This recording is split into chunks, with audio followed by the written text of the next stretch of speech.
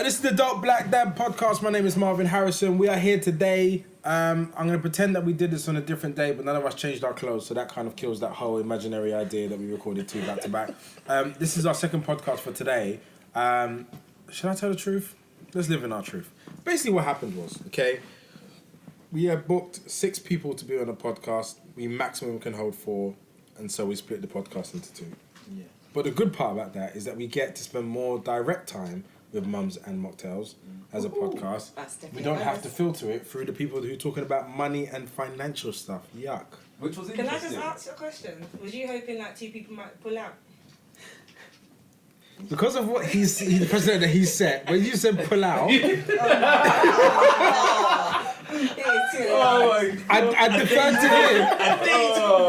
I deferred to him, and he didn't do anything, and then I didn't know what to say because the gap was too long. I thought you were going to come in. It's never too late to pull out. So anyway, so basically, it wasn't about anyone pulling out. I just had a fantasy about everyone squeezing in, and then I got in the room today and I was like, that's so unrealistic. Okay. And we only have 2 cameras. If we had 9 cameras, we would 1000% have just done it anyway. Cool. Fair enough. But I think we won, apart from the fact that you guys had to wait for us, which we're very, very grateful for. We should never let women wait, especially black women, because they are also our mothers and our sisters. My friend said this, that women with low self-esteem always wait for guys. Okay, so today we have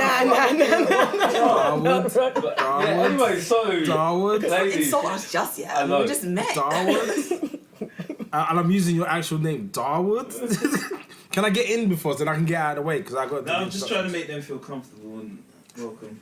Okay, cool. yeah. This is going to be a long night. You're adjusting your jacket. What? No. You know what it is? You know, Because we can have this conversation if we need to have like this a fizzy conversation. drink. But because Marvin made you wait, all this ritual that I'm doing. I think we needed a disclaimer before we walked in this room. I thought we needed to sign a whole lot of The paper. level, I'm so written off by these 3 people, I may never speak to them again. No, that was just like, That's why I'm doing that.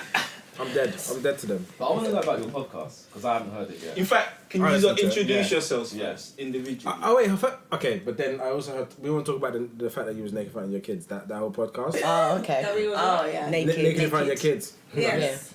You was naked in front of your kids? No, so one of the first, our first episode was Do you allow your children to see you naked? Okay.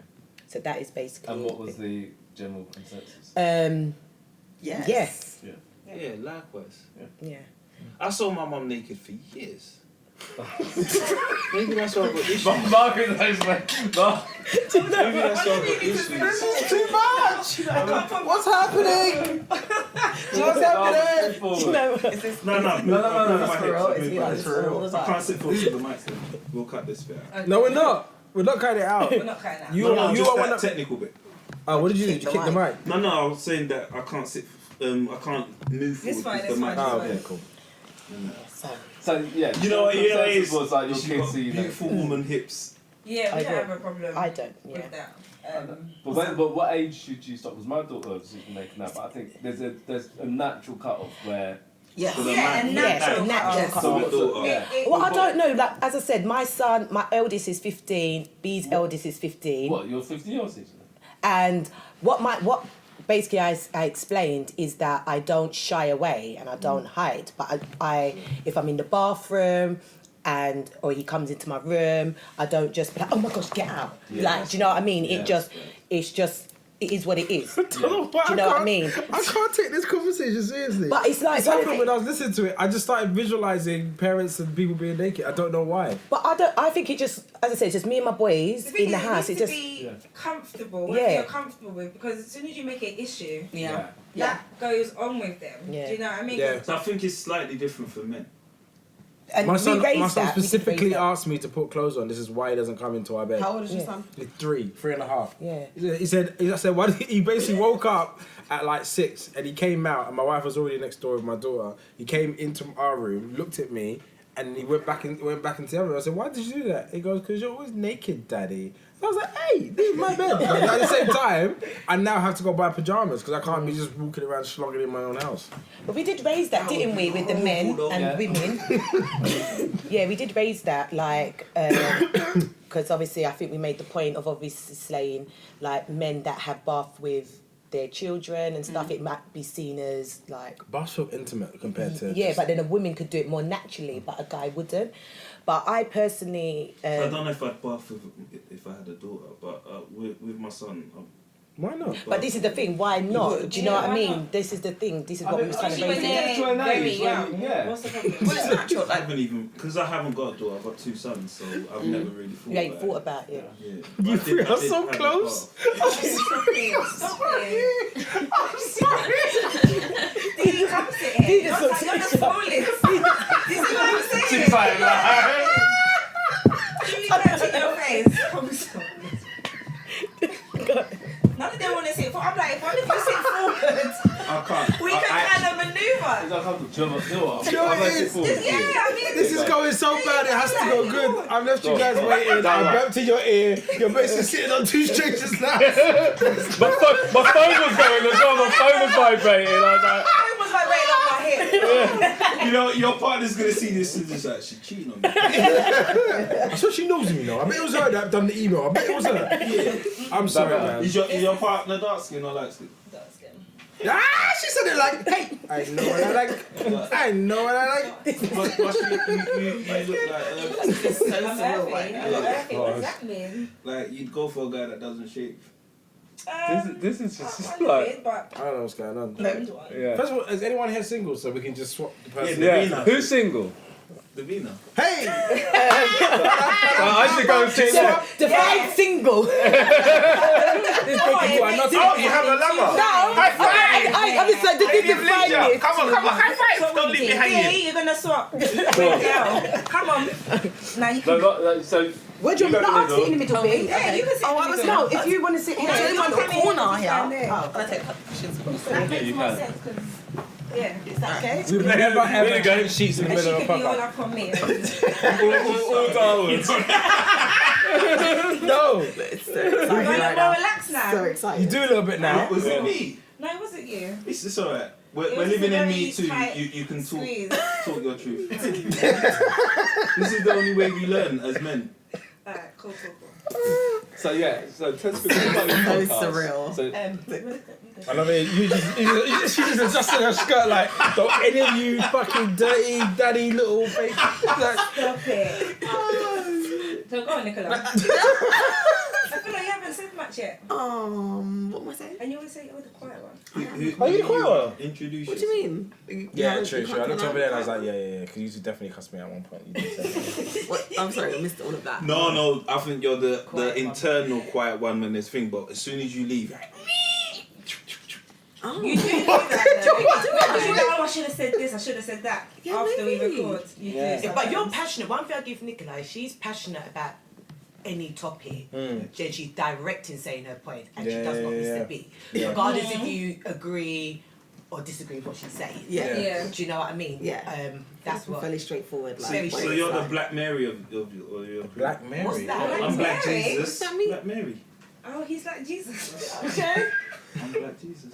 I still don't My know mother. how that relates to me, but You know, it is a lot of ladies tell Jesus their secrets at night while their husband's right there. Well, I won't be telling you none of that. I'll be like, sure. I'm positive. it's like So first, Skittles is and ended up anyone on a here rainbow. religious?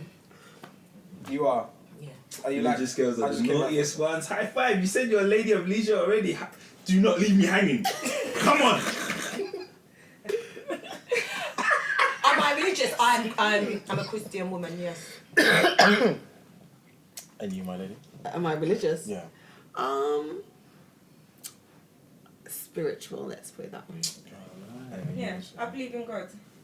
Yeah, Are you offended by the idea that Black Jesus is actually here, or That he's here. No, Yeah. Jesus can be that man. and here? In Yeah, this room? yeah, What do you mean? boring. With the In the language, spirit or hear him? him, him. himself, him there. Will you show me? Do you know what? I think we should just all go and just leave these two and leave the cameras rolling and then it's just like... 9 months later, it's like, Yeah. oh, come on. Do I need to take off my shoes as well? Or you're bleeding from that, is that? Got holes in his hands. Only Christian girls can see it. Oh my god. Only real religious Christian We need girls a can see it. I don't know what's going on. If you can't see it, that means you're a sinner. You better see this I ain't Emperor's seen- Clothes right now. I ain't seen it. You know what? And I think we should check out this you show. come all the way tonight. I'm gonna have to leave. I'll just leave him entertaining himself. You know why you can handle me? Why? You might be my wife. Oh Lord, have mercy. Someone Can you- Are pray you for me. single then? You're single, right? I'm assuming. Huh? You're single then, I'm assuming, yeah. Yeah, Jesus has many wives. Oh. Mary Magdalene. Don't look at me. Don't look at me for any form of justice and repenting. I'm out. Listen, Jesus was the original Casanova. Did Jesus' wife know that there were many wives? They probably did. How many women were at his crucifixion? Come on, answer the question. You're the Christian. We're not getting into this debate. Do you remember what Jesus did? Imagine Jesus been building this rep, going around like turning water into wine, and at parties and that. He's very spiritual. He speaks very highly. Women already like. And then you know what he does to keep like his girl tune of the day was he went and he washed the prostitutes foot. Imagine you're a woman living in those times. What are you thinking about? As soon as he washes that foot, you're like, oh, Jesus likes the naughty ones. So you start turning up to his shows from then on. And then he got bigger and bigger and bigger. Hey, 5,000 people don't turn up and it's only men, you know. There's a lot. There was probably like 80% women. How many women? What's the percentage of women that listen to our show? 68%. There you go. Oh, interesting. So 68% of Jesus 5,000 that he fed with fish that day, women. What it must Like be to be Jesus in did, your head. You done? I said, what it must be to be in your head. Listen, I've been walking on water for a long time. Yeah, I can tell. Wow. So in the group Can we today, actually start the show? we started already. That was it. Nah. We need to exude that bit out. No, that was Okay. 25 minutes of stuff. What's Have happened? we been doing 25 minutes Stop already? it. Yeah, Okay, we have. Right. Okay. Mhm. So what we're talking about? yeah. Darwood, what was the topic that you had that was in the group? So Wait, we basically, didn't introduce our podcast, did we? yes. Right. Okay, Not so yours. Mums and Mocktales Yeah.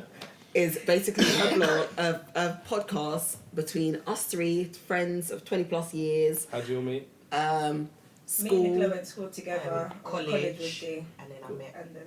and then we just merged and meshed. I want to ask how old you are because nothing's really adding up in the math terms. I don't know why. For your What do you business, mean? like, this is Menelin here. Hey. Whoa! Black does not crack. Mhm. And you're very... No, let's go back to the story. For women. So we've been friends for 20 plus years, and instead of basically just having our own private conversations about parenting, we thought we'd bring it to a stage or a platform and just have that conversation there. So we're just talking about the trials and tribulations and challenges of parenting in London, and yeah, all that goes along with it. So Yeah, That's good pretty stuff, much it. bad stuff, yeah, all of it. good, the bad, the ugly. Mhm. Indifferent. And do you do live shows or is it just you just record and put them out on? No, we've just been recording in the studio at the moment. We're hoping to like start introducing guests on the show. And let's come on. Guests on the show, live We'll shows be if it married gets by to then. that. Don't worry. Don't watch yourself. Yeah, and see where it goes. Literally, we're just having fun with it at the moment, and yeah, Yeah. I think. That sounds sick. We just started, literally. Yeah, we're on episode Yeah. 6, so early days for us. I tried to blitz today, but then I went on the underground and I didn't save it. So I got as far as some interesting talk on like being naked around your kids, which I thoroughly enjoyed. And I thought Episode about it. 1. It's a current topic in my That's house. the first one, isn't Mhm. it? That was the first one. So my daughter tried to. Okay. Hey. I was creeping and she just came and went. And I was like, What did you do? Did you jump back? nothing, because I don't want to scare her. I How don't want old to is make a she? deal. She's a year and a half. Okay. But I'm not used to her walking, so she's mobile now. Yeah. She thinks it's funny. She does it to her brother in the bath and thinks it's funny. So I come regularly saving him because he's not allowed to necessarily hit her or stop her forcefully. So He's 3, right? So Yeah. you've got a 3-year-old and an 18-month-old. yeah. That's how every morning. That's how I feel. And so, You gotta do what's appropriate to their age, isn't Yeah. it? So, like, their well, level of yeah, she has understanding. no idea it's a sexual organ. So Yeah. I didn't want to alarm her and make a big deal out of it. But it did make me think in terms of like, seeing me naked and actually like just having any memories of yanking me was slightly weird. So I thought, Just lock it off now. She probably like be reminded of it if she ever watches this. Maybe she's gonna remember the actual. Yeah, exactly. And my daughter's my favourite as well, so it's terrible. Oh, you got favourites? You can say that. You can say that. My mum definitely had a favourite. They said it's my mum, but she never said I'm it. the only Yeah, child. but if you say it, then you I save know your I'm the child favourite, years I'm of not Fahrenheit. gonna lie. Really? She never said it back. Yeah, No. you know. She just I said know, she's the yeah, only you child. can She's do not the phases. favourite. I said I'm the only child of my mum. I grew the only child. So my dad has a daughter, but there's 12 years difference, and we didn't grow in the same household. So that's what I said. I'm the only child. So there's no my parents. My mum didn't have no. Why can't you say who's your favourite if one is your favourite? I wouldn't necessarily, if I got my two sons, I wouldn't necessarily say, T, you're my favourite, or Kai, you're my favourite. Yeah, but if my wife, who's also in the home, can say that everyone's the favourite, then they get equal amount of favouritism. Yeah, but they might want you. They might or want someone advantage. want, yeah. But I think if you tell them, then they can go to therapy for the right things rather than something else. But I do believe, I do stand by that. I believe that girls do tend to be kind of closer to their dads, and boys more closer to their She mums. says dada all day. Yeah. Just My daughter dada, does. dada, I do believe That's all dada. she can say right My son now. don't. No, hold on, wait. Yeah, that- Don't try and minimise my happy moment. Sorry. That's Dada. It's easier No, than wait, mama. wait, wait, wait, It's wait. easier, though. You brought a hater into our ranks. Sorry. I'm having a dad moment where I'm getting welling up inside and getting warm and emotional. You're just like, yeah, that's what you can say. That's hateration, man. Pragmatism. I just. Wow. What? Oh, no words. I didn't know what that means, but it meant something. There's a pragmatic approach to the vowels that I can say with my limitations. You guys are making me cry. You're a hater. This is hilarious. Can we I might invite you be. I again? might be. I'm deleting your email, bro. Just like, oh, no, thank you. So basically, my daughter says my name all the time, and so I feel like she's my favourite. My son sometimes wakes up and doesn't say good morning to me, so... Oh, really? That's vice versa in my house. Well, yeah, my daughter wakes up and definitely doesn't say good morning sometimes. See? So She's just a accept. She's my favourite. She will be great because I'm going to fuel all my energy into her, and he will get what's left. Oh, you can't say that. He will learn by osmosis. You know what? Having I'm met just your feeling kids, tearful this whole time. Blake could probably be like, it's cool. Yeah, it'll be fine. Like, he's a super cool kid already. Yeah. He's Like, aloof. He's very aloof. Yeah, he's super cool. Like, and he's been blessed with good looks. He's a good looking dude. He's going to have zero problems. My daughter needs everything, so I'm gonna Nah, she's. You'll see. Yeah, I know. Buy a shotgun now. I might be out of parenting by the time I'm 8 years old. I don't have anything to do. I've kind of instilled a really good framework of like who they need to be. They're So very cool kids. the other day he did tell me about the discovered that you can have two daddies, which was a really good conversation on that. He discovered Say that that he again. could have two dads. Well, as a part of Pride Month in his nursery, they At nursery? Yeah, he said that he had a rainbow party. Are we being recorded? Yeah. I mean, Why? I meant film. No, not recorded. I At meant nursery? filmed. Are we being Yeah, we've been Yeah. filmed. My friend's got a nursery. The camera is right there. Look at you. Look I at you. just got a microphone from my face. Jesus. At Are we nursery? being filmed? That's kind of, that's too Is it too early? That's too early. I think it's quite early, yeah. No.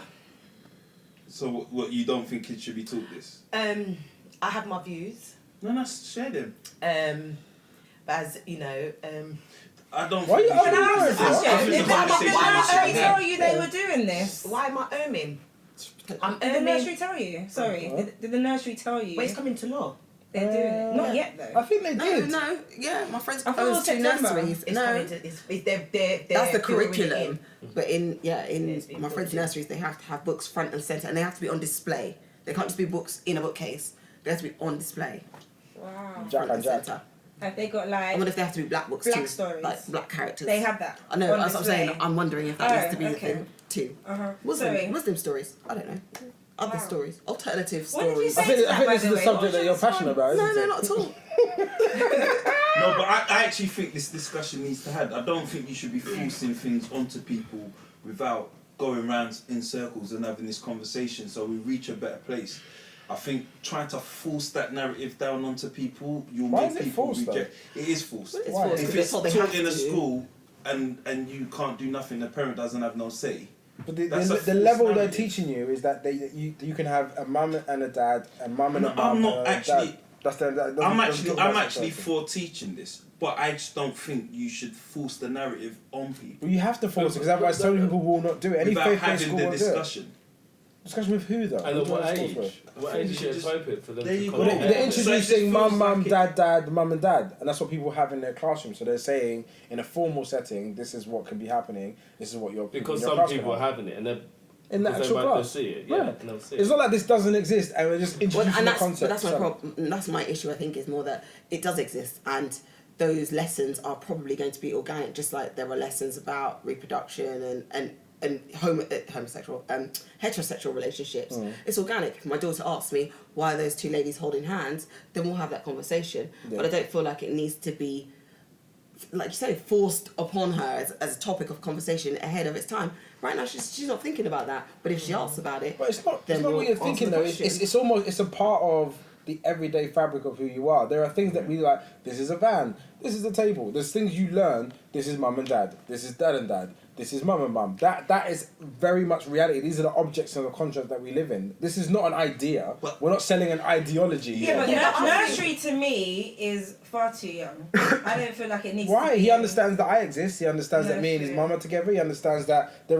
is actually a gay couple in the nursery. He understands that. So what's the point of the difference between him seeing it in front of his face and it being in a book? I think what my issue is, I don't think I've, because obviously like now currently I've given permission for my son to have sex education, my youngest son in primary. How old is that, sorry? He's 6. Mm.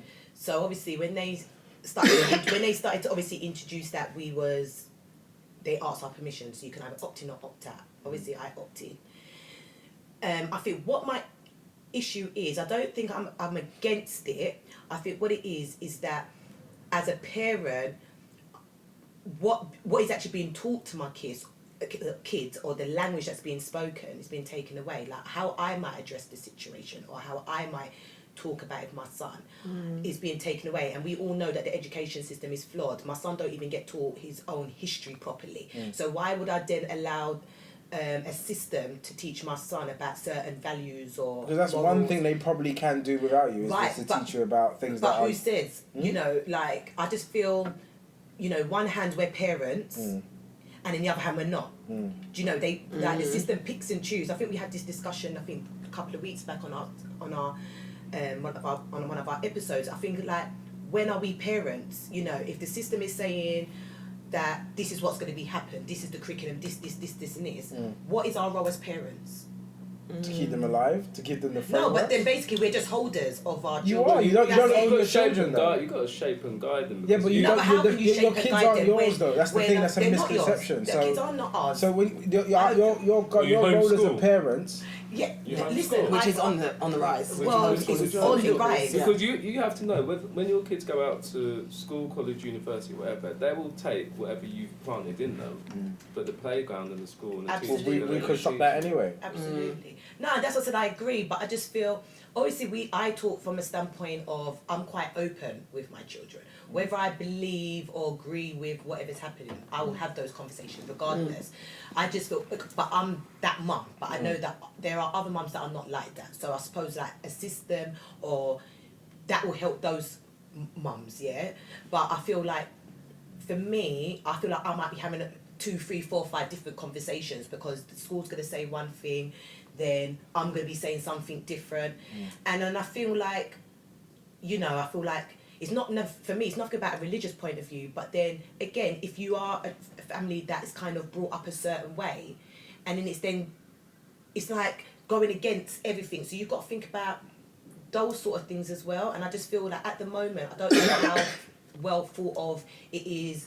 Even like in the schools currently, they're introducing unisex toilets. Like I just feel like where are we really going with this? Like But the point, the point is that all of this information is going to exist anyway. It exists in the universe anyway. They can access it through different points at different age groups. Some of them will be more advanced than you're willing to share, and some will be probably incorrect and dumbed down. And so the reality is, what you need to channel into them is how do they deal with information. What's worth discarding? What's worth keeping?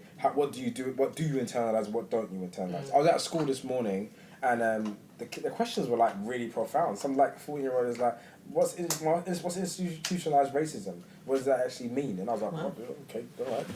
I thought I was coming in to be like, you could be anything you want to be, but they were like coming at quite big questions. I'm like, I don't want to tell you all the stains of racism and how heavy that is and what could happen to you and what the police do and what education does.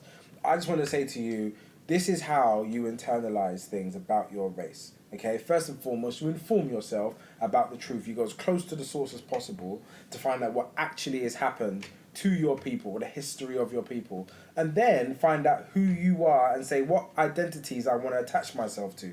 Because some people attach themselves to black as a priority.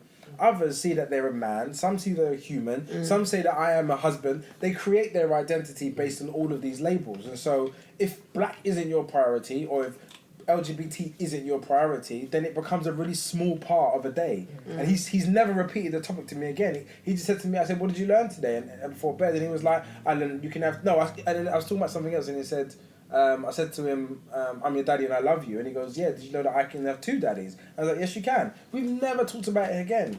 Because we're looking at it from a very adult point of view in terms of all the things that are connected to that sentence. But he doesn't have that. He's just like, oh, you can have two daddies. And he stops talking, he stops thinking. And he's distracted, he's Superman again, he's Catboy 9 times a day. So for me, I think it's like, I don't want to add, and then this is something that I'm learning just through my own therapy, is like, not to add weight to what people say to you because I think I understand what you're trying to say. If you don't actually say those words, I do not sign up to whatever it is that you're saying yet. I'm just going to ask you more questions. Why do you think that? Explain that to me. And I think what a lot of parents have done is understood the nuance of what two dads mean. And it's really is about the two dad thing, because everyone knows there is a large problem with actually male homosexuality versus female homosexuality. And so we're visualizing these two men who are like going around and having sex in front of our children. It's like, well, that's not what's happening. And I think, look, I get that. I think that there's been no discussion on how to present. But the discourse happened, and it's just the been discourse has already happened in public forum. We just weren't there.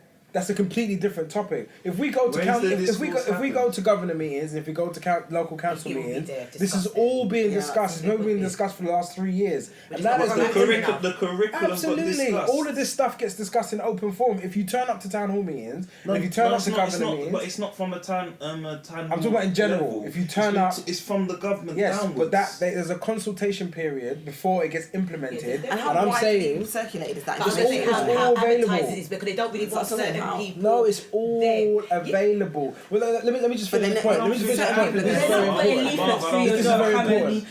No, it is because my wife gets all the emails. First and foremost, I just don't read the emails. My wife gets all the emails and she will update me. But when I go into the institution, it's everywhere. It's all on posters. It's every single conceivable place I would need to look. I think borough for borough as well, because we've got to talk like. Not to cut you, but I get what you're saying. Just a little. But I do believe like these things are borough to borough, and I feel that they pick and choose.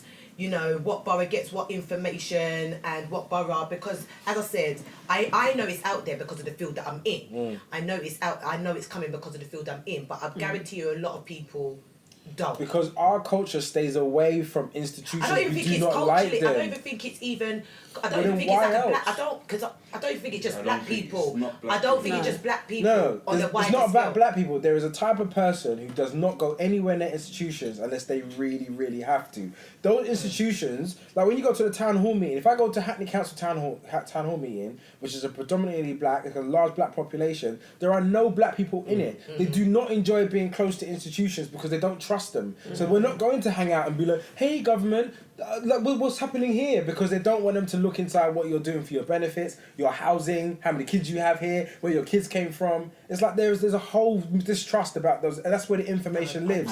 I do the exact same thing. I live through that whole thing, and my mum and gran are like, don't let any of them in my business. In a heavy patois accent, it plays in my head, so I don't move in those spaces. They asked me to be like a neighbourhood watch guy or like in charge of the committee. They're like, could you be vice president? And I was like, nah, this sounds like too close to the police to me. Like in my head, I was like, your mum in your head. People are gonna be knocking on my door, asking for shit. I don't want none of my business. Leave my house alone. I just shut down. But that's where.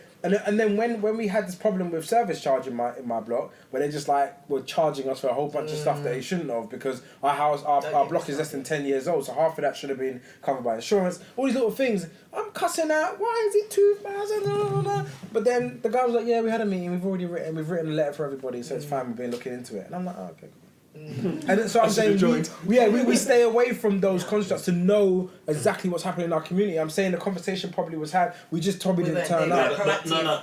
The conversation, I don't remember it being had because I've been watching this closely. Because I actually agree that it needs to be taught in schools. I just don't think that the way it's been rolled out has been enough. It's been rolled out the same thing as everything else. But the thing is, because you didn't see it, doesn't mean that it didn't happen. And also bearing in mind the age group that they're talking about this in, where the consultation is happening is the age group, because older kids are already being taught this stuff. Yeah. It's how do we do this in primary school? Yeah. If you don't have a primary school, they're not rolling it out, so you're not going to see. So I'm just saying the information does exist, and I'm saying this is a part of like our mandate is we need to be more involved in our actual community. Absolutely. From a like neighbourhood watch point of view, from councillors, going to those town hall meetings, going governors. I don't think this was a local thing. It was a national thing. I'm saying, but they still consulted on a national level, on a local level. I don't remember this one because I was. Because it wasn't on your radar. But I was keeping. Imagine someone telling you that the consultation happened because I saw the consultation paper where they asked us for feedback. I saw it. I just choose not to do anything about it because I personally don't mind.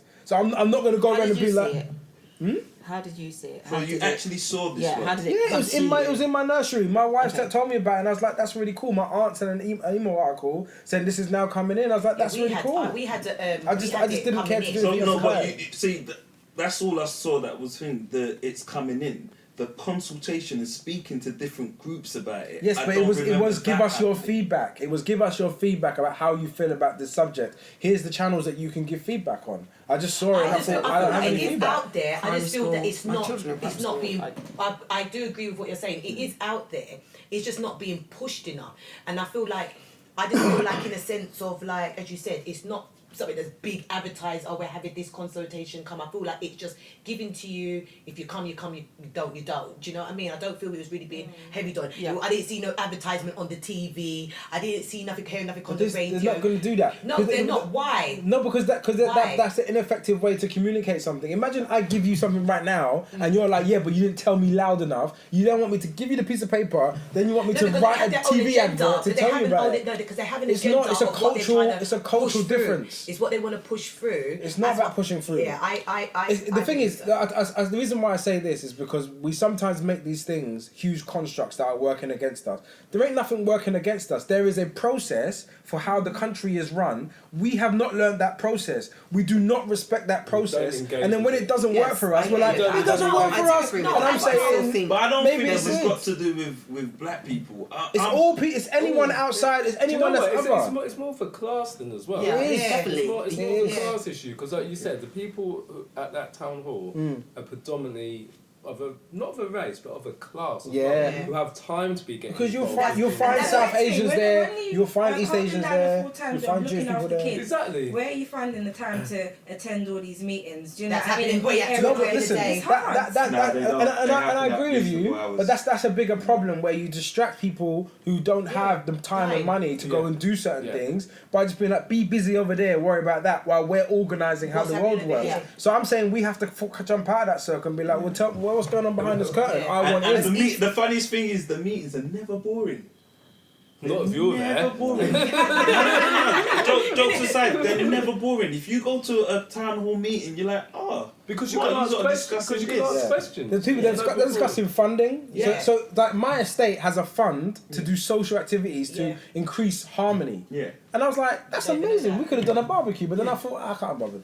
I'm busy, and so I'm saying if we're too busy running our lives, then when our community happens around us and we're not included, we're like, "Wow, what happened? You don't care about us. We're not." It's like, yeah, but we had the opportunity. So we've got to change that idea. And I'm not saying all of us. I'm just saying appoint somebody like in your community. Be like, you are definitely that way inclined. Please, can you go and keep an eye on it for us, and then we'll keep an eye on this for you. That's what the community should be doing. I think the information's there. No, I take it in turns, month to month, one person feedback to the neighbours. Absolutely, my neighbours are amazing. You know what actually taught me? There was this lady in my estate. I grew up in Shoreditch, and her name was Mary. and whatnot, and she was like the local. Is this a joke? No, it's not. She was like the local grass and whatnot. But when I realised how much power she had, and I'm realising this at like 12, 13, I remember telling my mum, we need to go to some of these meetings just to find out what's going on the estate, because she's got way too much power. Like, and she'll go because she has nothing else better to do. She'll put her hand up for a bunch of committee meetings that she needs to run. They'll say to her, you know, we got £1,000 She was running so many groups, like for the elderly and blah blah blah. But because she was going to all these meetings and that, like, they tried to kick my mum and our family off out of the thing, and all the neighbours signed some petition that we was too noisy. And it's only when we started going to the meetings that those things just went away. But also because then they get to see you and know you. Yeah. Because they can't take your experience into account until you sit there and be like, well, this is how that affects me. If you put a barrier around our... Because basically there was like a whole thing about putting a barrier around our estate to make it more secure. And we were like, yeah, but we have loads of families, some of them are quite elderly, they're not going to be able to access us. So it's like, we don't want to put barriers around our estate. And they were like, oh yeah, that's a good idea, we just thought it'd be more secure. They're just not thinking about your existence, and they may not understand the cultural nuances of being black and what that means for family and how our family operates versus other families. So we just get left out, and that's what happens. And I think that's one of the things that I'm trying to change quite desperately in our group, is just the mindset. I personally, and this is the vision that we all had ages ago, I don't know how we would do it, but what you really want is that we go to a town and we just make it run for ourselves. But you need the people who have the right values, the right mindset, because if you're going to go there and live there, we've had predominantly black areas before and they haven't thrived because there's not been a plan, there's not been a cohesive mindset in terms of how we're going to do it. And so... And no influence at the top. And no influence at the top. I was going to say, it's kind of like who's leading it. You know, you need someone positive, you said that person that's going to kind of hold it all together. Do you know what I mean? But you don't even need that. Like, I think if you change like what Marvin's saying, if you change the mindset of the people, that you don't rely on an individual, it'll be a community thing. But I think people who have things to lose react completely differently to those scenarios, and I think everybody's got something to lose. But the thing is, if you arrive to a country with not very much, and then your outlook on parenting is completely, I'll say, questionable, then those are probably the two things, having either assets or your family. If you don't see your kids being anything else other than just your kids, you're not going to invest in the neighbourhood around it, because you're just like, it's a trap. I'm stuck here. There's nothing I can do. I'm earning just enough to get through to that month. If I die, it might even be easier. That's almost that kind of mentality. Not necessarily what they're thinking, but it's that mentality like, I don't have a long-term legacy in this country. If you don't believe that, you're not going to invest in it. You're just going to take as much money as you can to just improve your day-to-day experience. But then there's that saying, I don't know if it's a saying or is it a study, that if you don't have your foundation, you can't think past that. You don't have your house, your food, your shelter, meals. You can't think any further than that. You've got to secure the foundation first. And that, look, my gran arrived. Legacy. My gran arrived in the 50s. She basically just cleaned. She cleaned and cleaned. She had 2 jobs. She was just making it happen. My mum then became.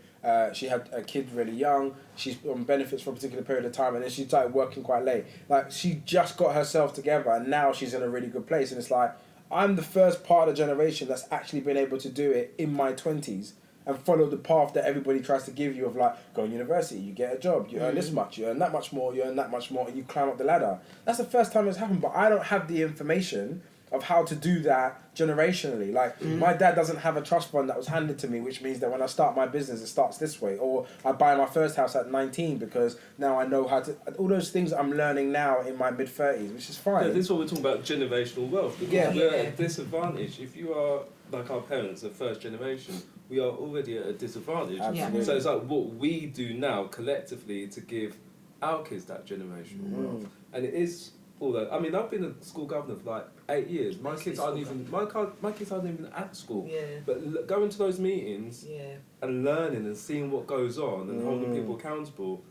Best believe when my daughter starts school, I'm going to put my name down to be a governor, because it's going to shape. It's going to shape the school and be part of that conversation. So even just sitting there and like it's Waltham Forest, the borough, learning about how the money's spent, about how they get all the funding. It's like. And it's good just to be in the mix. Sometimes you don't have to say anything, just to be good in the mix and absorb the information and then use it to benefit. I was parent governor at my son's school because I'm that mum. Like, I need to know what is going on, what's happening. And I feel like the biggest shock I think for me, it weren't the biggest shock, but one of the shock was, is like, how many black boys are kind of either excluded or put aside, but do you know they're not the underachievers? It's like the white British male, and it's kind of like, it doesn't really reflect what you actually see, and the highest achievers are Asian girls, black and Asian girls are the higher achiever, and it's just little things like that you see when they talk about like stats and the funding and stuff like that, and You start to understand. You start to understand and see, but kind of when you have, kind of like either like immigrants, I don't really like to use that term, but when they come in and migrants, come into the school and stuff, that then shapes the school as well. But the school is kind of, I feel like it's part of the foundation, what Nicola's saying. If you're not part of those meetings and you're not understanding what's going on, how then can you have a voice? You're just screaming from your own kind of... what's And going on. I feel like, it's really interesting, because I feel like our community does that very, very well. You just scream. We scream and we make enough noise that you might get impact down the line, but it's never in the right channels. And a really good example was that my friend was talking about the year that the black people were, the black people, like I'm not one, the black community on Twitter were complaining about the Brits and not nominating enough black people. And then he was like, yeah, but Calvin Harris had 4 number ones this year, he didn't get nominated either. And I was like, wow, never thought about that. There's a snobbery around dance music and black music as well, and they equally get shunned. But we're so loud that it becomes a social movement. It's about us and our people, and how they hate us, and they take our culture, but they don't like it, and all this kind of stuff. But then, like, Calvin Harris is just like, oh, I'm in Vegas. And I appreciate he has other benefits and other privileges to his existence, but it's like, there are other reasons as to why things don't happen. And it's like, as soon as then there's a committee now, which I think Kwame, one of the guys in our group, is in, that changed the Brits for the following year. But then last year, it went back to normal, because the natural discourse and the natural pattern of music is that who sold the most albums? There are people selling still 400,000 albums that we've never heard of. We have to accept that is still a fact. The biggest selling artist, I think, was it last year, was my man that presents The Chase. Oh, Bradley Walsh. Yeah, he was the biggest selling artist last year. And that's what I mean. Bradley Walsh? Yeah. Selling artists to who? To what? Music? He made an album. Bradley Walsh, the Chase guy. Christmas He's like a game show host, and he made an album. does he do? It was 2 years ago. He made an album, and I think it went to number 1. It just sold a ton of albums, and we're saying to him, Bradley Walsh, but at the same time, we're like, Stormzy. Stormzy sold 1/4 of what he sold, and it's like, you have to respect the difference of where we are, and we make an incredible impact. And if we focus more on the positive impacts rather than where we believe we're being oppressed, we would actually move further forward. I don't want to be taxed by anything that's happening to us historically. I don't want to be taxed by anything that's happening to us that's microaggressions, because those things are like, they're part of the business. It's the price of being here. Yeah, but it's the cost. unfortunately, it affects people in different ways, and it will affect. You don't want to be taxed, but unfortunately, because you're in a good position, for other people who are more vulnerable, it's But I understand that, because I said basically last week is that I have internalized a lot of things that have happened to our community very personally, and I'm like, we're under siege. These people over there's dying. These people over there are being ripped off. That person over there's not getting the credit they want. But actually, I was like, oh, my actual existence is okay. I do alright. I have a wife. I have a kid. I have a house. I have many positives. My life is everything that I asked it to be. So I need to be actionable about the things that are happening to our community, but I don't need to internalize it and feel crushed by Britain for doing it. So my mindset is more in a space now of like, we need to understand that yes, there will always be a place where your son might get stopped 3 times by the police. Your job is to give him the skills to deal with that and then formally respond to that through letters, through the actual chain of command, rather than just being on Twitter and be like, my son, I filmed it, and like, I'm going to put a complaint in just to be heard. And I'm saying... And be in the room so that when the letter does come, one of our own's reading it and has the empathy to... That's a strategy. Yeah, so when people talk about Jews taking over the world, it's because they realise, I don't even want to say the statement, but they've realised that it's important to be in the world that you are in. Yeah. And we're not in the world we're in. Not. If you want to bypass black people, anyone could just do a long ball up the pitch, sorry for the football metaphor, and you miss our whole community. We're like, when did that happen? We had no idea. But the whole thing is that we need to be on both ends of the pitch, in every position, just checking out, being like, hey, and then passing that around in terms of information. But this is why it's interesting. We had at the monthly general meeting when people talked about staying here or going. I said, I've invested far too much in this country to be like, I'm going. You But know. going where? Because I was born here. Right. But But do you know what I mean? Like, I'm never having that conversation. Let me give No, you a bit not. of context. No. So in our month of general meeting, we were just talking. Guys our age, some younger, some older, saying, what is your kind of 10, 20-year plan? Will you stay here? Will you go to the Going back home. the Or origin of another your parents' birth, so Nigeria, Ghana, Jamaica, wherever, and it will split. And I was like, I'm not going anywhere because I've invested. I've got in the. I'm not saying I've infiltrated, but I've got in to places where I can make an influence. I'm trying to make it better for my And family. you're financially invested. And I find, yeah, so why I'm going to suddenly pack up in 20 years and be like, right, I'm out? I'm like, no way. And the But exactly, but other people in the group were like, yeah, it's cold here, or the sun, or I'm going, and but it's each their own. But I'm But my thing to the group was like, if we're a collective of fathers, there's now almost 200 in this space. There's like 20 of us in this meeting. What's our strategy? What information are we putting out there to say, how do you survive? How do you cope? How do you grow? Like, depending on where you are, because I'm in a place where I'm in a growth mode, but I really respect that not everybody's in that Like space. that, yeah, People yeah. need to survive. And so what are we saying? If your plan is to stay here and be British and be in Britain, then you need to understand how Britain works. You can't just Yeah. try to reshape the whole thing around you, because this is hundreds and thousands of years worth of history. It Yeah, but just that's goes your back too mindset far. and that's my mindset. And that's because of how I was brought up. You see, I always say somebody brought up, I don't know about that. But anyway, but I just feel like my gran came here when she was 19. My nan's in her 80s. Yeah. Mine too. So my thing is, but my nan came over here and she went into a profession. So she, even though she was, you know, a woman of colour, she didn't, like, no disrespect to anybody else, but she didn't come here to clean no floors. She was making sure she came here for a purpose, she came here for a reason. So my nan kind of, like, you know, grew up, my mum and she had her kids grew, and obviously now they come along and stuff, but we've got a different mindset, you know.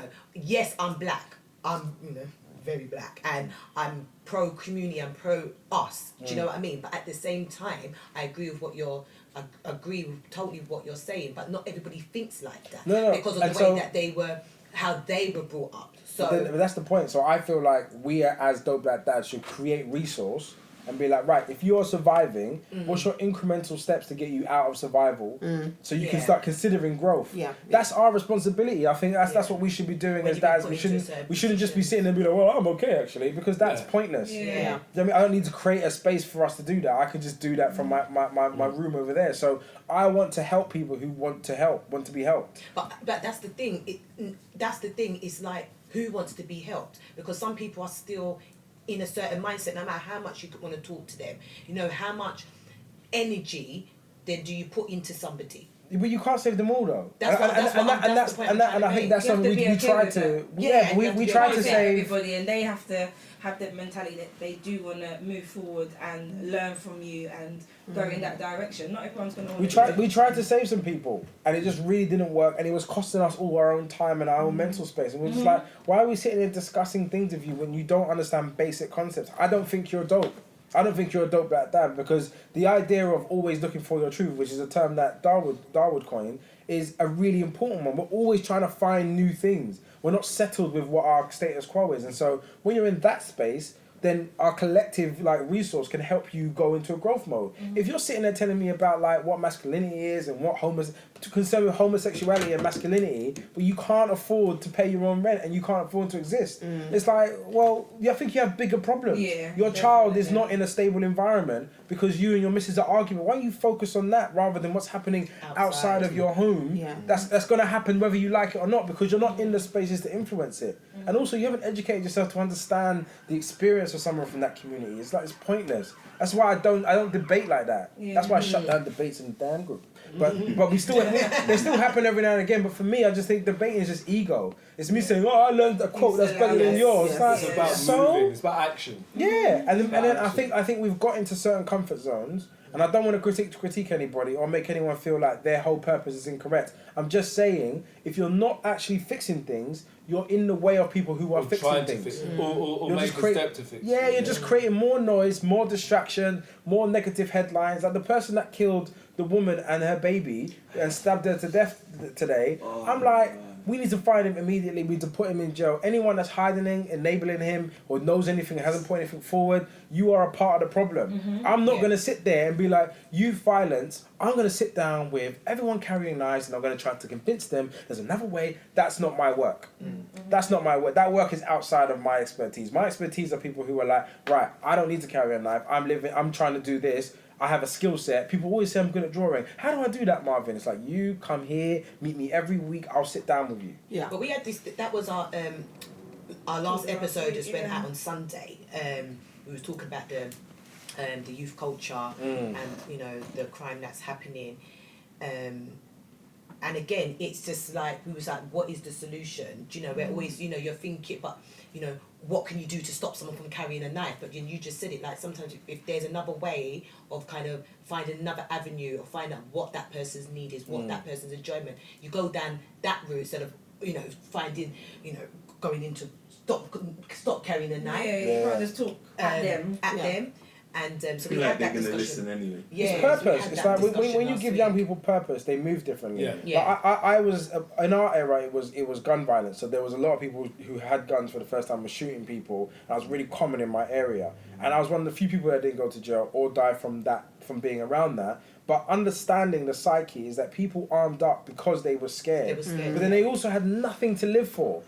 There was no They vision in our value. community. Yeah. There wasn't like, even people that were making money illegally didn't have a plan for it. Our objective was Day to to buy day. a Vauxhall Astra. No, that was to it. buy the latest trainer, Yeah, 110s, TNs, champagne and wherever they're going out. That was By it. that's and, what it is. and because what they're trying to do is find an escape from their actual reality. So it's like, if I'm in a club with champagne, that makes me feel better about my overall experience. And that's I can't critique that if there is no structure to support them in coming up with a better way of doing things. Because like, even if you do have drug money, it's like, if you put it into like a business, you could stop doing drugs. Like, do you know what I mean? And it's like, if I had that sensibility, I would go in and try to engage people on that basis. But that's not my work. I have to respect where I can be useful and where I can't. And I don't want to go into the trenches with people who are carrying knives, trying to get them to put the knives down. There are people who can do that better than I can. Where I think I can empower people was a collection with my brothers saying like, what resources did that person need to have before he picked up a knife, and start introducing that to people before it's down that road. There are people doing that work really well. And I think that's a massive difference. Levels. I was, in our, we were saying before, like, I found it very hard for me, like, personal and professionally, because obviously on a profession I worked with young people who are of a gang culture or were at risk of offending and stuff, and my work was around kind of integrating them back into their communities alongside, other agencies. But I'm working with these young people, trying to understand them and their foundation and everything like that. But then on a personal, I've got a teenager son who, there was a time last year when, a group of boys tried to move to him.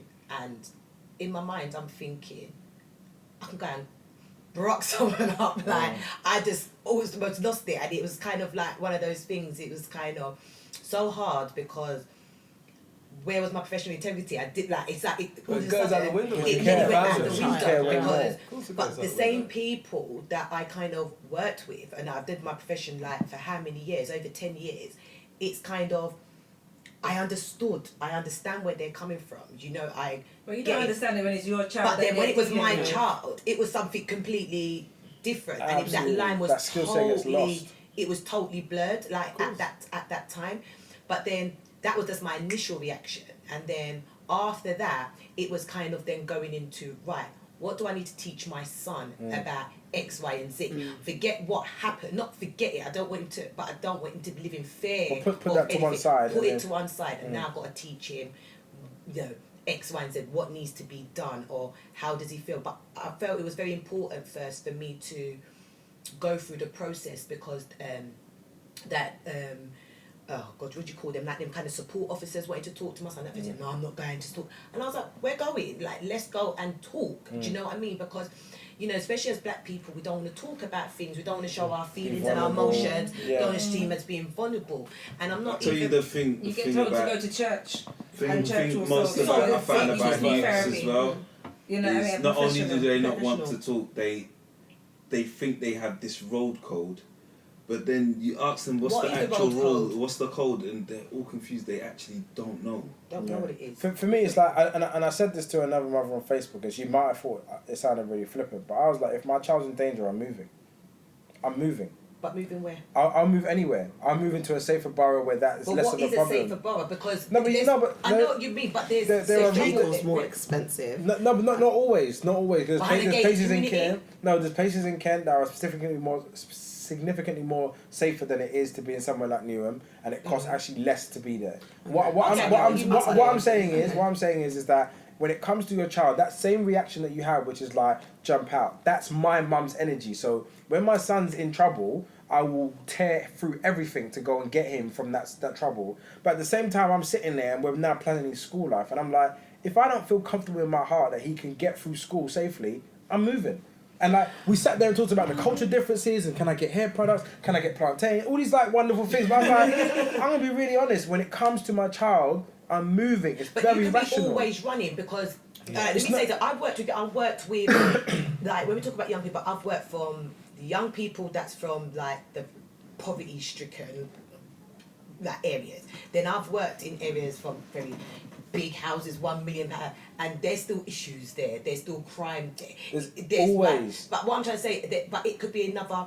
Okay, I'm kind of really stereotyping that. It might have gone from like knife to gun crime to all of this to maybe drugs. Do you know what I mean? Where these in that sort of area, it might not be that, but it might be your child might get involved I in drugs. agree. So what you do then? Pick your child up and get run somewhere else. I went to because this is the exact same thing. Addiction So, slightly first and foremost, I went Why? to now. Why? Addiction and First and foremost, I went to Dartford Park in Yeah. Kent. Yeah.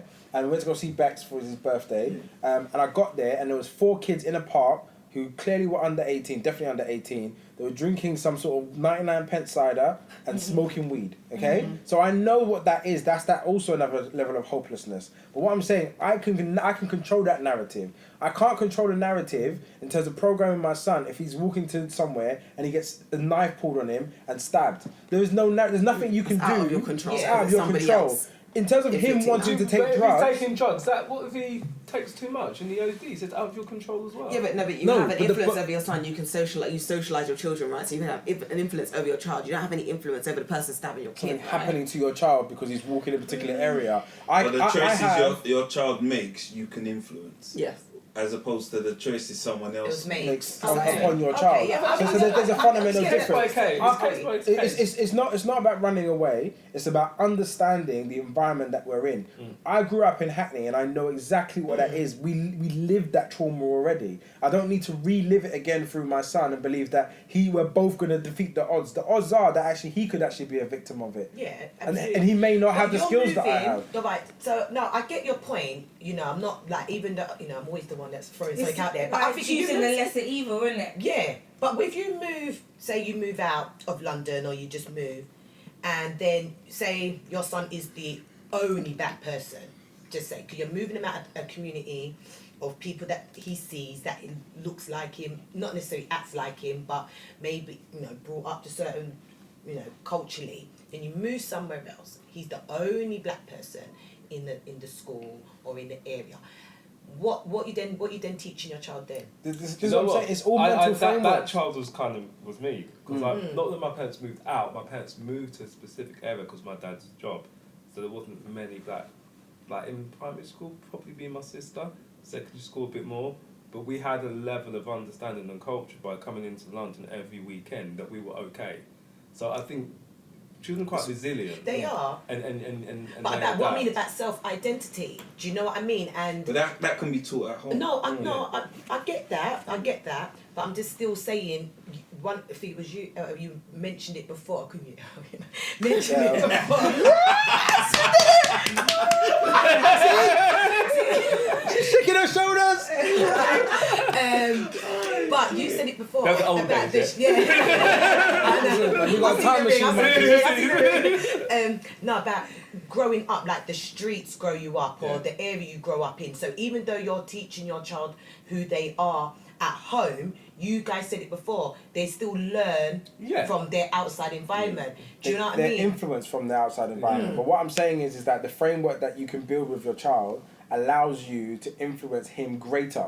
But what people misunderstand is that time takes over everything. So yes, you spend time in school, but what you do when you're home, what you do in your weekends is a richer experience, and they will look up to you. And I'm saying that some of the methods that we're trying to create... for the influence that you create a safe space, so no matter what's happening outside, you can be included in that. Safe and the idea of taking drugs to escape your reality because you don't like your father-in-law, you don't like your stepfather, sorry, you don't like the way that your family is set up, you don't like the school you go to, you feel so much hatred that you get angry, so you think, I'm going to escape all of this by taking drugs. That whole journey, there is signs at incremental ways to understand that this is something that could happen. That's a difference. No, but that's a difference. So exploration, drugs for exploration is completely different for drugs for escapism. If you do it for exploration, it's a manageable thing that you can actually do. If you're doing it for escapism, then I don't know when you need to be escaped. You may need to escape 6 times a day, and then you find yourself getting high all the time, and that's when it's not manageable. So I'm saying there is a difference, and I'm saying if you're in tune with your child, you can learn that difference. If you're in tune with your child, I am, and I will always be. I am, but not every. And this is the thing. What I'm saying, I am.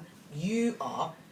I'm taking that my girls are because I know how they are, but not everybody's like that. We're 6 people now sitting in a room that's kind of got some form of level of understanding, but you know we're more common than the outside narrative of like not knowing that. There are a lot more parents like learning how to be better parents. That's the only reason why dope black parents exist. Because when we got together, it was like a lot of us do feel the same about certain issues. So it's like, why are we not doing anything? Because we're all trying to operate in silos. And it's like, why are we operating in silos? Let's just create resource. Together. What do we tell our children about? What's the law around being stopped and searched? Because what I don't want to happen is my son gets stopped 3 times by stop and search. The 3rd time he gets angry and he tells the thing to fuck off and he's a dickhead. And then he gets arrested. Then that creates a cycle of his relationship with the police where they feel need to stop him all the time. And then before you know it, he starts to behave as a criminal. So I'm saying there are patterns that we can help interject. We may not be able to save them all, but we may be able to save just enough. And that's kind of what the point is. And it's like, when I say something flippant like we need to move,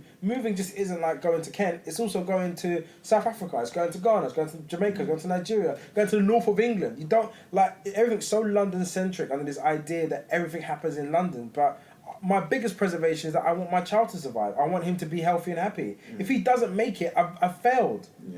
I'm not taking any risks in that failure because there's no coming back from that. It's not a failure. It's like, I learned with my next child, I'm going to not do that. Like, so I agree, but then not everybody, like, it's not as simple as that. It is though. No, what I mean is, it's like, just to move house, unless you've got money. So you've got resources. If you've got the resources to do that, I'm saying this is why people live the way that they live. People would probably love to be able to just pick up their whole family and just move shit. It's not as easy as that. If you want to take it deeper, the reason what motivates this mindset is fear. Yeah, of course. So I'm saying I'm motivated to create a life which allows me to be able to move. I cannot live any other way. I cannot be in a scenario where my son is getting threatened with knives. This happened to me. There was this guy who was known as like the guy who used to stab everybody, and he came to our school because they shut down another Hackney school. And one day randomly in class he was like, I'm going to stab you next. I was like, what? What do you mean? I started negotiating, started telling him about, hey, what do you mean? It's me, I'm joking. And then I basically walked so long way home, I was 4 hours late home. I went such a long way round, and I just remember in my head, paralysed with the idea that today I'm going to die. I didn't know who to tell, I didn't know what to do about it, so I finally ran into him somewhere, and then another guy came and goes, no, you can't stab him, you got to fight.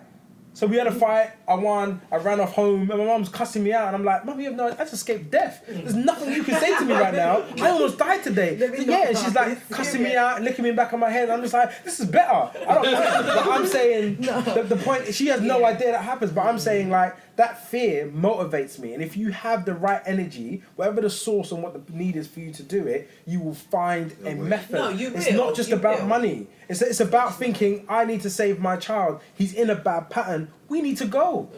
We cannot stay It here. becomes that. No, but some Yeah, people you in that can mindset, they can't. The fear's there, but they're actually paralysed by the fears. I appreciate it, but this is why therapy is so important because Because not everybody can afford therapy. Yeah, but- and another thing with therapy. You can get therapy on NHS. Yeah, but how long you got to wait? It's not even just wait. It's that what they'll do. The methods of going to the NHS for therapy is not always helpful for everybody. Yeah. Counselling is also good, but also learning and reading and unpacking the things that trigger you into certain behaviours. That is free resource. The audio books, you can read books. They're free resource. That's as I keep going back, like that's kind of like a you and I or you and us sort of thing. Not everybody knows But we which have way to make go. it common. The thing yeah. is that you're making excuses for the lowest common denominator of a human being. Because we and have I'm to saying, think about them. No, Do you know what first I mean? and foremost, we do Because think those are about ones them. we've got to be worried about. First and foremost, we do think about them, and creating the resource and the information. This podcast goes out is free to receive. If you listen to this and you hear the passion in my voice, you know I'm not playing. You know I'm not saying it for effect and for likes. I'm telling you, get your kid out of those areas now. Do whatever it takes to do it. And I'm saying, like, too often we make excuses for that mentality. I can't be around that mentality. I can't raise my kid in that mentality because they're going to be my neighbours. And you shouldn't be either. But no, the thing is, I don't. We've always said it like, you know. I said we make excuses for a lot of things. So even like last week, it was kind of about the fathers not being in the household, and I said that a lot of women use that as an excuse, like sort of thing. So I get the kind of thing of people making excuses. I get all of that, but I'm just kind of just for this kind of me being me. I'm just saying that, you know, it's not as always easy. Do you know what I mean? As much It's as never you think, easy. It's never easy. I appreciate. And you just got to listen, understand that it's I could be a was very driven big out thing of for fear. That doesn't mean that to do the work wasn't taxing.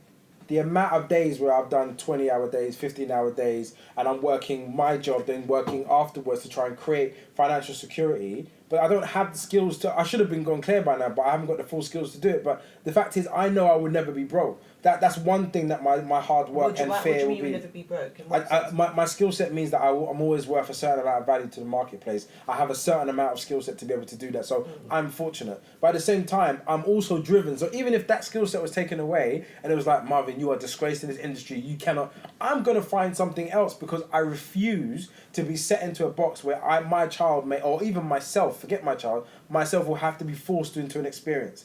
That's my computer. What I'm saying is that drive, I'm not just keeping that information for myself. We're sitting together in a room being like, right, how do we turn that information into bite-sized chunks so that people can hear it? And I'll give that to anybody that wants it. I'll sit down with people. I always already do. And there's DMs right now that are like this long. Yeah, we go into schools, but then I'm saying that not all of that is my work. I'm just saying we can create resource from our platform and for other people to adopt and take into work. Where we can go into schools, we'll go into schools. Where we can go into young people's institutions, we'll go into them too. But actually, it's about a collective understanding of what are you doing, what are you doing. If you know someone like that who's like, feels like they're trapped, their son's constantly getting into trouble, let's figure out the problem. How do we do it? We can do it on Twitter, we can do it on a DM, we can do it on WhatsApp, we can do it on a phone call, whatever it is, let's figure out a way to solve that problem. But I guarantee you it comes down to the ultimate fact is we're going to have to make sacrifices. You may not be around hair shops, plantain, other black people, but you're going to save your son's life, and I would do that at any personal cost. And that's the energy that I hope our community takes. And not only just to preserve our sons, but also then to grow our sons. Because us focusing on things like, I don't want to attack people who have specific views around LGBT, but the way people are so passionate, I purposely trigger people on it. I do what I shouldn't be doing. But I trigger people on it on purpose because it's such a minor. It's a small thing about somebody else's experience who's honestly telling you. You meet someone with sound mind who's sitting there telling you that my experience. We had a guy on our podcast who was crying because he thought he was going to lose his son. He thought his wife was going to take his son to Nigeria and we would never see him again. So he taught himself law to put an injunction for him her leaving the country. And I'm like, I'm never going to tell that person or anyone like him that he doesn't have a voice. But do you see how far he went in order to stop his son being harmed? He learned law. To create an injunction. I think this is the thing as parents, you really have to be selfless and selfishly selfless in order to protect your child and make sure your child is grows into a healthy adult. That is all we need to do in terms of what we was talking about earlier about owning our children. We don't own our children, but we have a responsibility to make sure that they become healthy adults. That's our job. And But that's if you are of the right mindset. No. But then Do you know what I mean? if you are not of that mindset, then you're not gonna get there. Yeah. And it's that simple, and that's the trade-off you are actually doing. If you do not have that mindset, you won't get there. Your child, you will raise a damaged child, and you'll be the person that damages the child. It's that simple. That is the trade-off. If you don't want to learn and become a better parent because you think you know it all, then you've got issues. And a lot of people that have issues, unfortunately, are parents. And that I don't want. I've heard certain people say things about their parents, and I'm like, if I can get my child to never be in a room saying something Like negative about me, then I think I've done all right.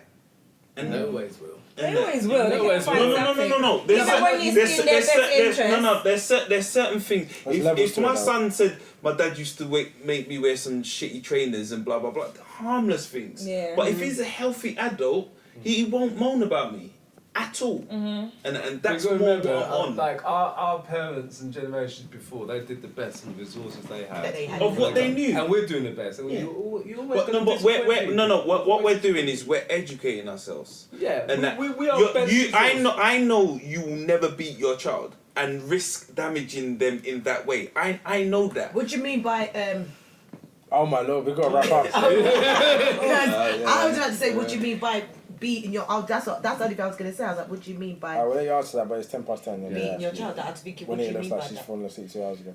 Who? We can talk, We That's can our talk thing. up. We But can you talk could up, discuss that after we wrap up. I just wanted to know what you meant by that. By that constantly beating, smacking. If Or you hit your hitting. child, Or it's hitting. abuse. It's abuse. That's No, that's because the truth. but Smacking your child is abuse. smacking. I'm your not child even is saying abuse. beating. Smacking your child. is hitting. abuse. Okay. Verbal Well, I have a abuse. different You viewpoint, definitely take yeah. on it. What's your take on it? I don't. We're gonna be here. Let's wrap up. Okay. No, you can wrap up. We can Are we still rolling? We might do a slow fade out. Yeah, close it out. Yeah, for real. My face is like falling down. Close it out though. That was me talking.